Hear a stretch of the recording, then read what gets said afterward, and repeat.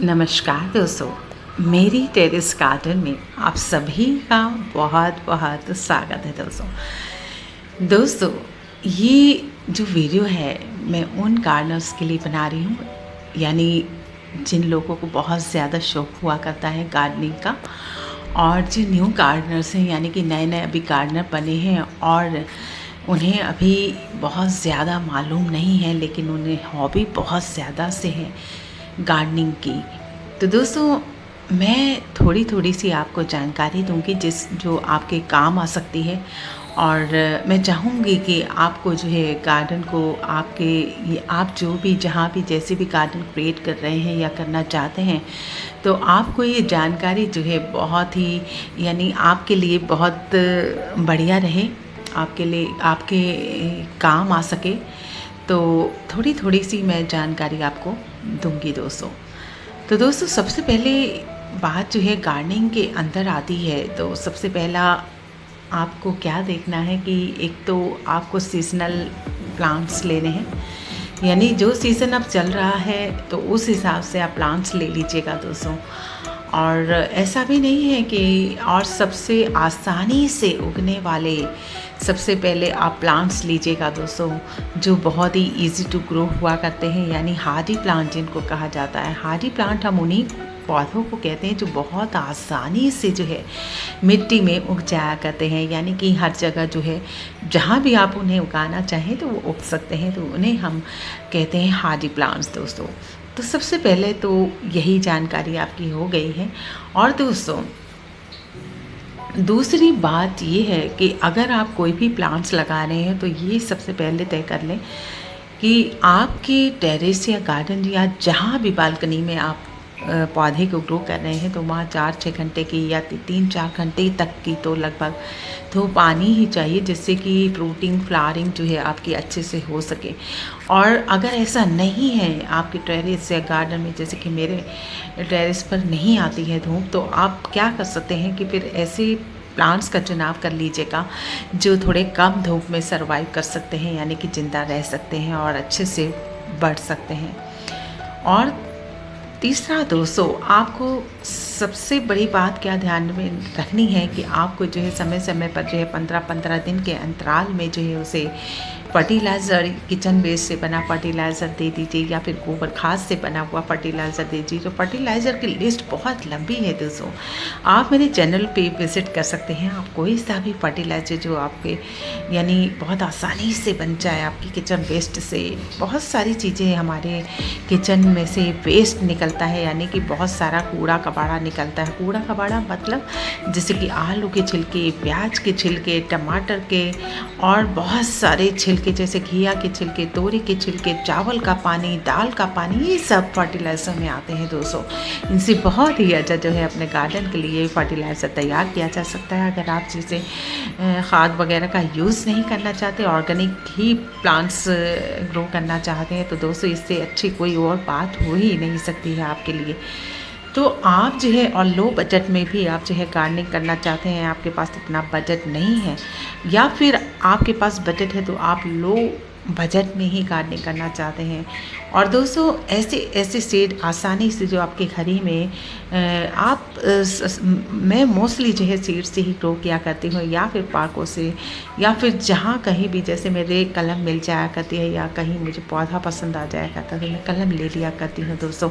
और पानी में ज़्यादातर जो है मेरी कलम ग्रो मैं करती हूँ, और बहुत इजीली जो है वो ग्रो हो जाया करती है। स्टडी एरिया में आप पानी में जो है कलम ग्रो कर कीजिए तो बहुत ही अच्छे से आपकी कलम ग्रो होगी दोस्तों।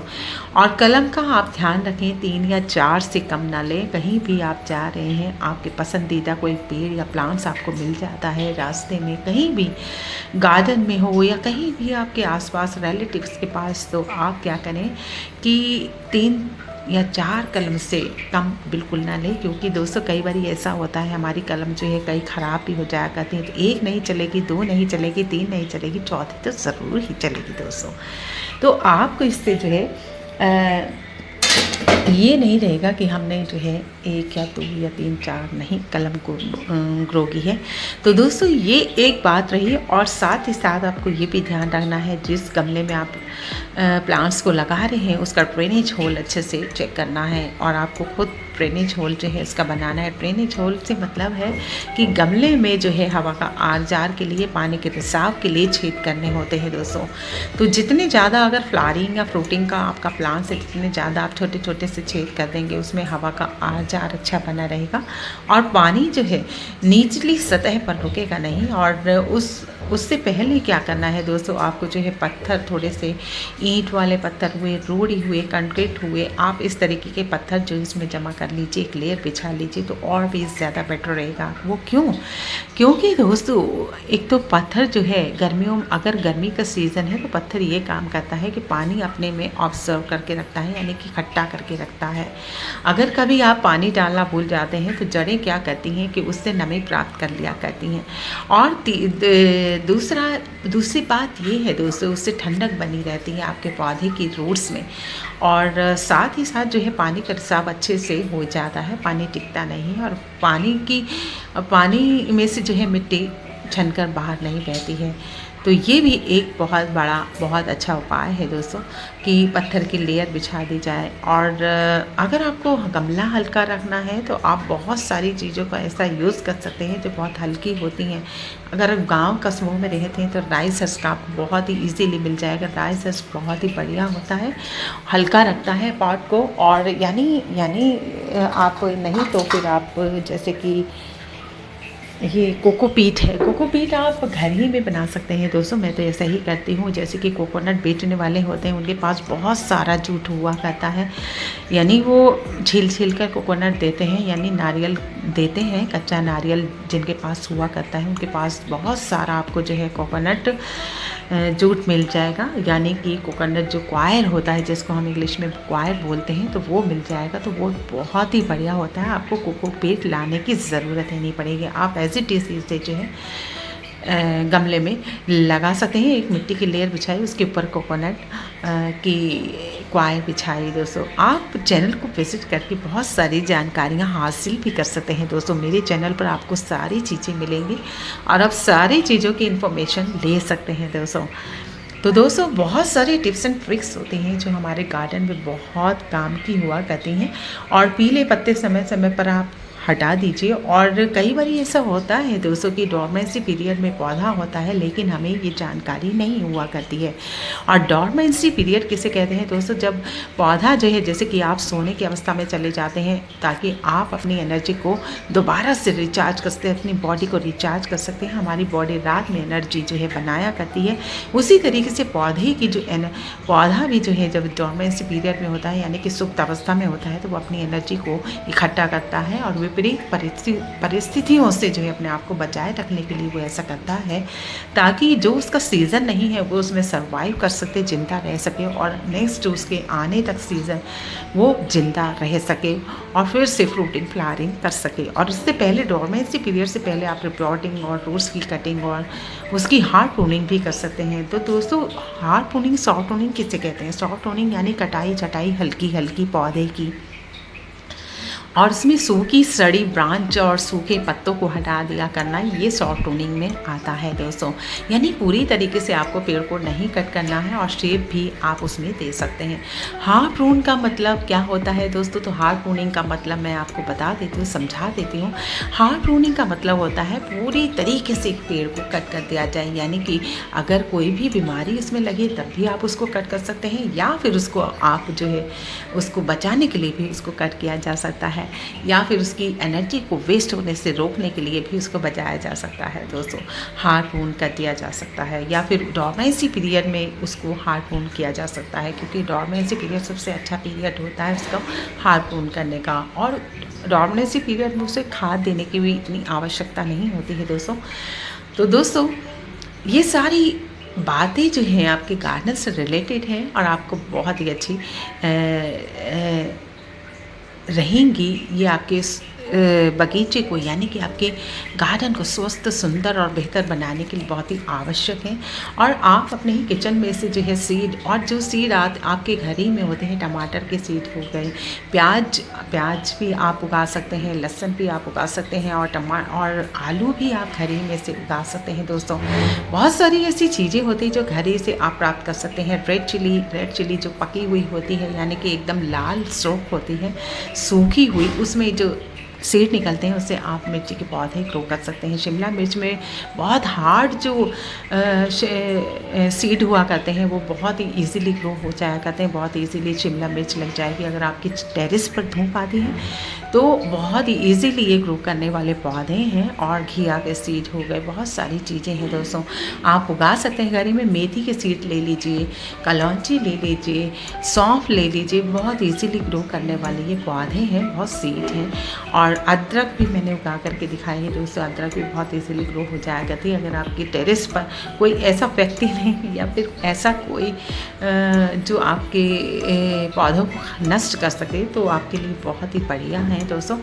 तो आप इसी तरीके से जो है छोटी छोटी सी टिप्स को फॉलो करते हुए अपने गार्डन को स्वस्थ, सुंदर और खूबसूरत बना सकते हैं दोस्तों।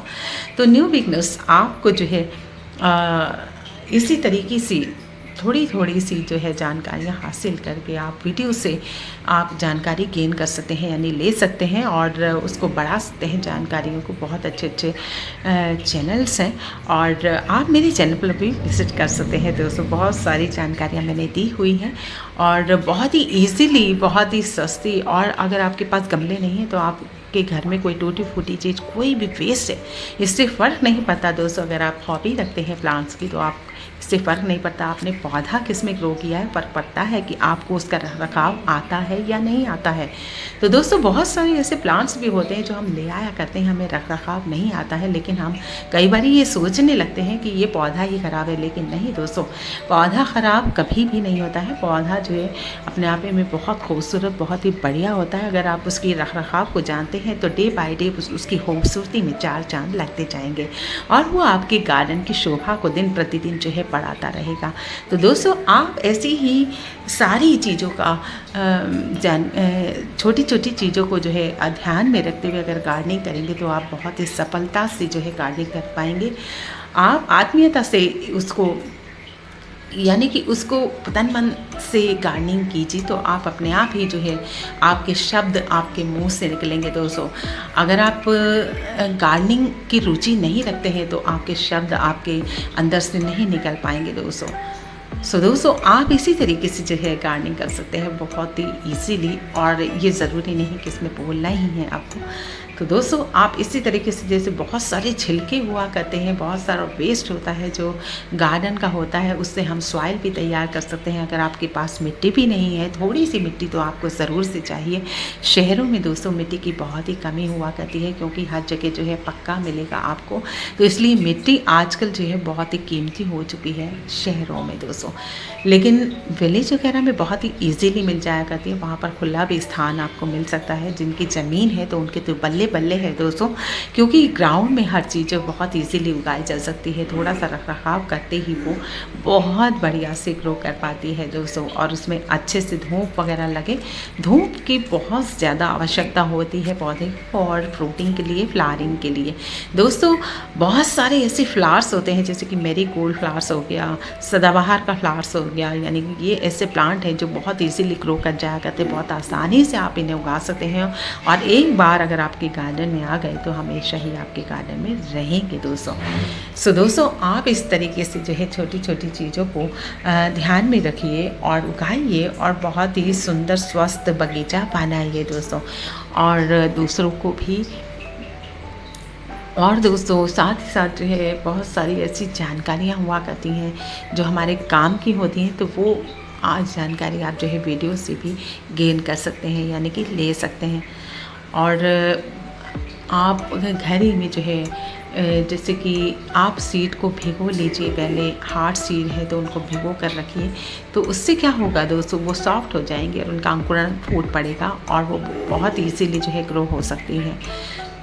तो दोस्तों कलम भी आप अगर लाते हैं तो 3 या 4 या 5 से तक तो लेकर ही आइए। और पानी में भी आप, जैसे कि मैंने बताया ही है, पानी में भी ग्रो कर सकते हैं। मिट्टी में भी अगर आपके पास एलोवेरा है तो आप जो फंगिसाइड की ज़रूर, नीम खली है, वर्मी कंपोस्ट है, ये फंगिसाइड का नीम खली जो है नीम के द्वारा बनाई जाती है वर्मी। और ये जो मस्टर्ड केक होता है, इसको ये सरसों का जो तेल निकाल लिया जाता है, निचोड़ लिया जाता है, उसका जो वेस्ट होता है, यानी कि उसका जो कूड़ा बचता है, जिसको हम भैंसों को भी कुट्टी कहते हैं, जिसको भैंसों को भी खिलाया जाता है, उसका यूज़ कर सकते हैं। सो दोस्तों, बाय।